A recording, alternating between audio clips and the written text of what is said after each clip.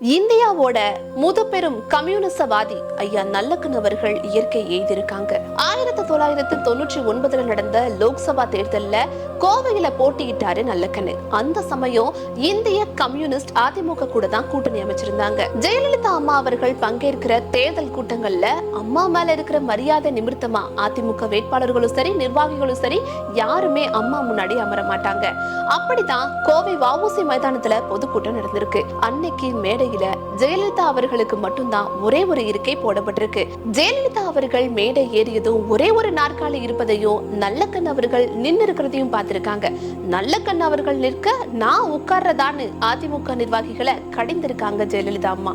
உடனே இன்னொரு நாற்காலியை கொண்டு வர சொல்லி ஐயா நல்லக்கன் அவர்களை அவங்க பக்கத்திலேயே உட்கார வச்சிருக்காங்க அம்மையார் ஜெயலலிதா. ஐயா நல்லக்கன் அவர்கள் மேல மிகுந்த மதிப்பும் மரியாதையும் இறுதி வரையுமே வச்சிருந்தாங்க அம்மையார் ஜெயலலிதா.